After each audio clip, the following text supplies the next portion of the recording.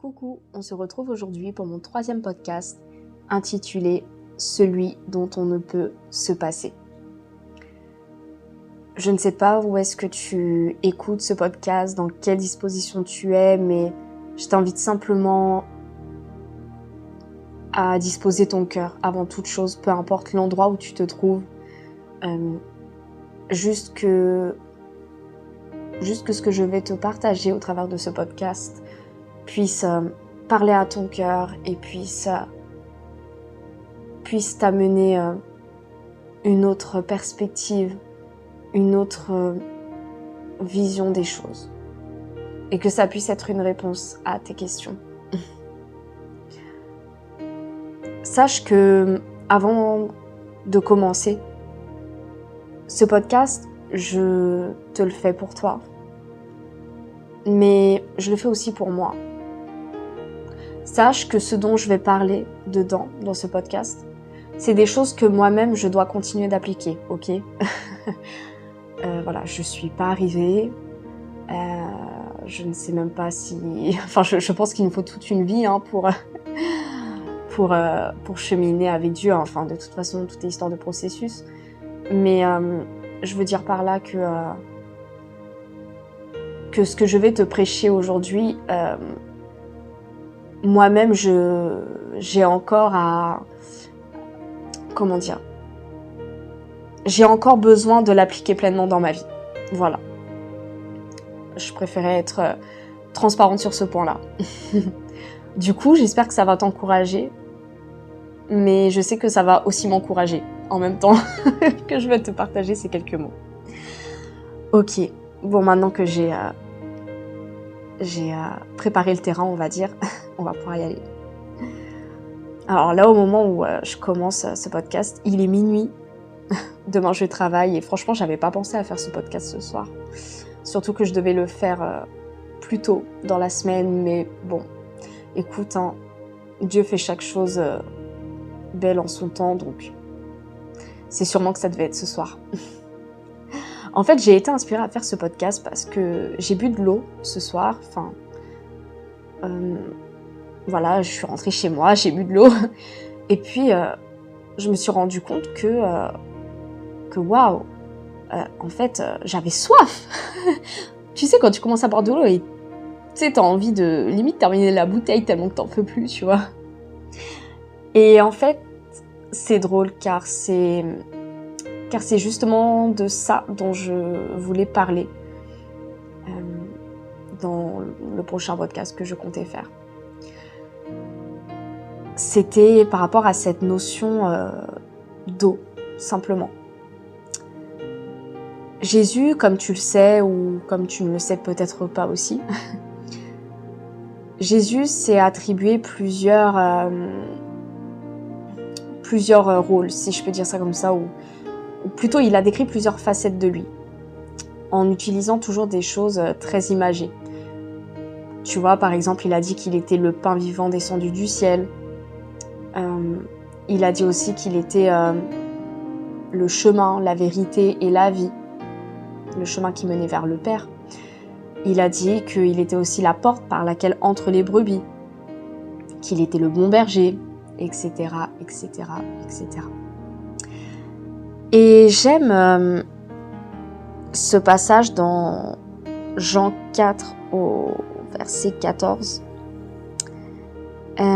lorsqu'il dit « En revanche, celui qui boira de l'eau que je lui donnerai n'aura plus jamais soif, et l'eau que je lui donnerai deviendra en lui une source d'eau qui jaillira jusque dans la vie éternelle. » L'eau fait vraiment référence à la vie. On trouve de l'eau partout, rien que sur notre planète. Enfin, on boit de l'eau au quotidien. Je veux dire, finalement, l'eau, en fait, on ne peut pas s'en passer. Dans les océans, partout, partout, partout. L'eau, c'est juste indispensable. Et en fait, l'autre jour, il y a eu 2 réflexions qui sont montées dans mon cœur par rapport à ça. Alors que justement, je crois que je buvais de l'eau à ce moment et c'est là aussi que ça m'était venu cette idée-là. En fait, on peut se passer sodas, des jus, des boissons en tout genre.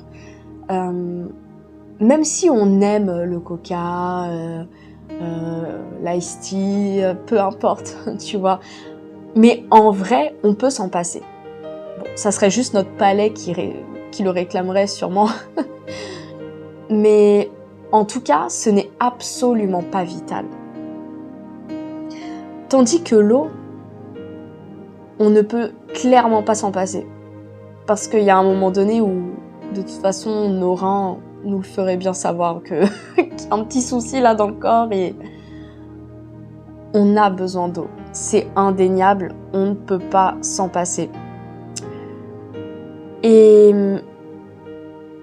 de même, en fait, tout ce qui est jus, soda, etc., ça, c'est la deuxième réflexion que je m'étais faite quelques jours après la première que je viens de te citer. En fait, toutes ces choses-là, les jus et tout ça, ce n'est jamais autant désaltérant que l'eau. Tu vois, en été, quand t'as soif et tout ça, tu peux prendre plaisir, voilà, je dis pas, hein, à boire un bon coca bien glacé, un bon petit cocktail et tout, ça fait beaucoup de bien, tu vois. Mais je sais pas pour toi, hein, mais moi, par exemple, quand je bois ça, même si sur le coup ça me fait beaucoup de bien, ça me rafraîchit, mais il me faut quand même un verre d'eau avec parce que l'eau, elle est indétrônable, tu vois. L'eau, ça vient vraiment parfaire le tout, tu vois. Ça vient vraiment te désaltérer, tu vois. Quand tu bois l'eau, eh ben, t'as plus soif, tu vois. T'as plus soif comparé aux autres boissons. Et en fait, tout ça, ça m'a simplement fait penser à Jésus. Simplement. Et waouh. C'est fou comme je me dis, dans notre vie, façon de parler, hein, mais il y en a, hein, des coca, des jus, des cocktails, des boissons en tout genre qui viennent remplacer l'essentiel. Autrement dit, il y en a des choses qui veulent prendre la place de Jésus dans notre vie. Jésus qui pourtant n'attend que ça, de pouvoir vraiment nous combler de son eau, nous combler de sa parole. Que cette parole-là puisse, puisse être vraiment comme cette eau qui puisse jaillir de nous, en fait. Que cette eau-là puisse vraiment nous transformer de l'intérieur et jaillir autour de nous. Et vraiment, j'ai envie de te demander,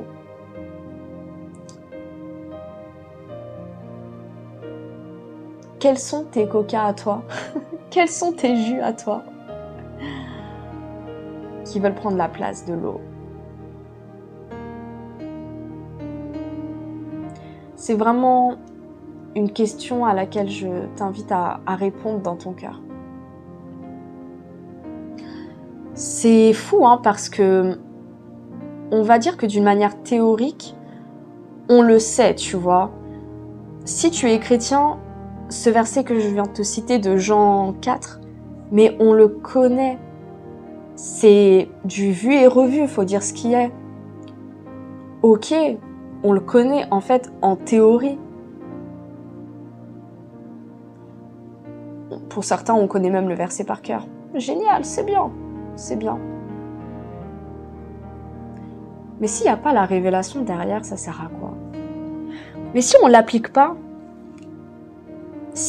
ou plutôt, je dirais plutôt si on ne le vit pas, au lieu de l'appliquer, parce que bon, appliquer des fois, je trouve que ça fait un peu comme si on fait quelque chose à la lettre, alors que je préfère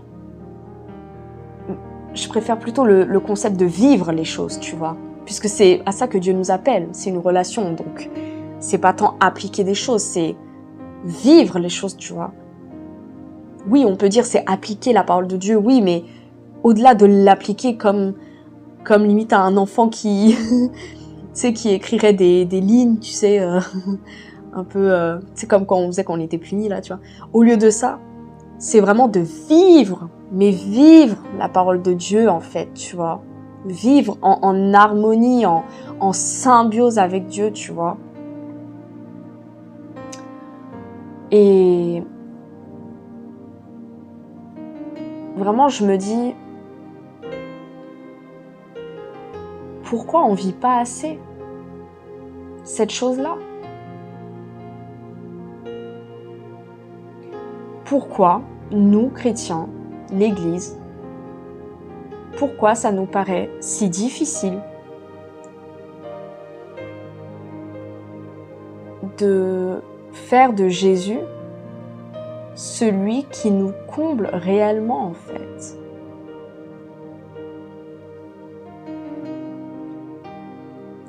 Est-ce que finalement on y croit suffisamment?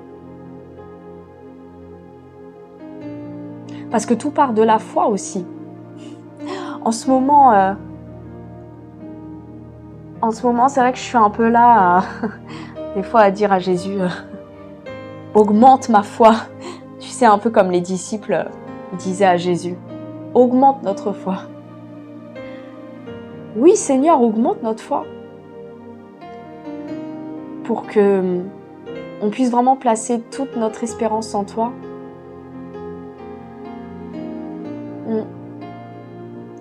Et qu'on puisse pas te trouver de substitut, Seigneur.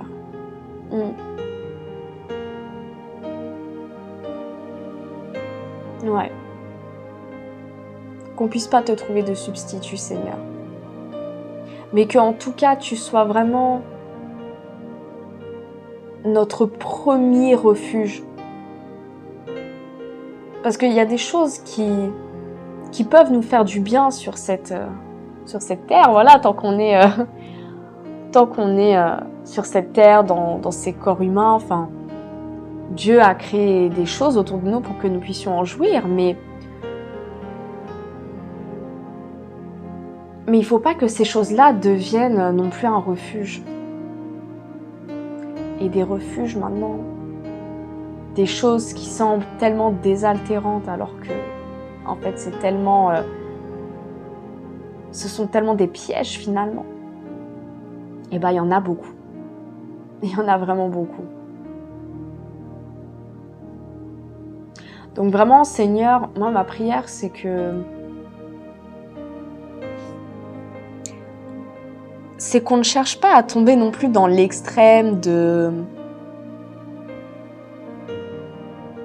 Pas de voir que par toi, mais tu vois...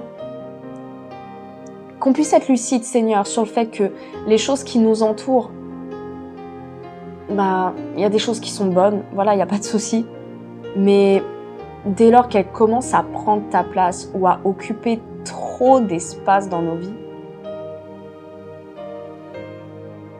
là, ça commence à être compliqué.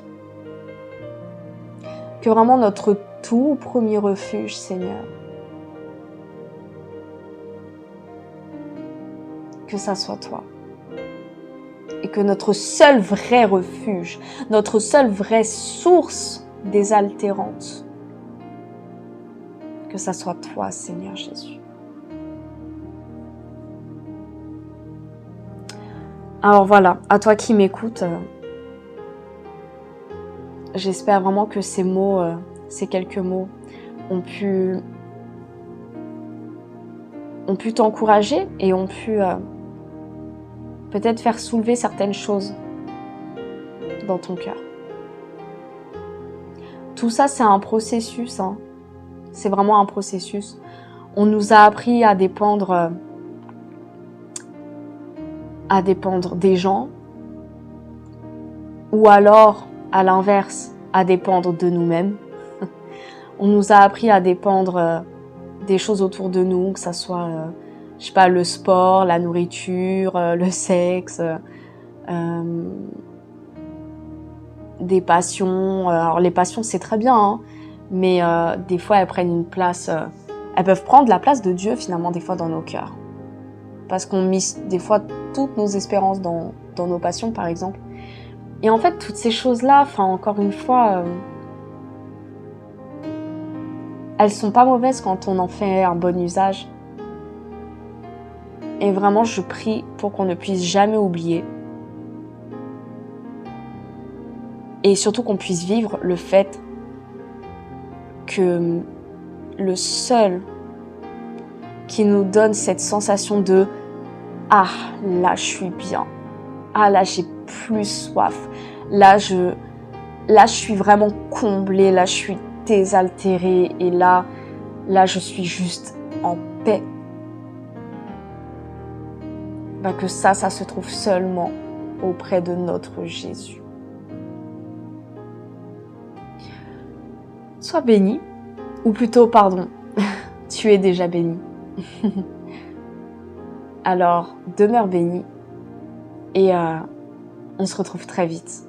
N'hésite pas encore une fois à me dire ce que tu auras pensé de ce podcast. Et encore une fois, une très belle journée ou une très belle soirée, suivant quand tu auras écouté tout cela. À plus.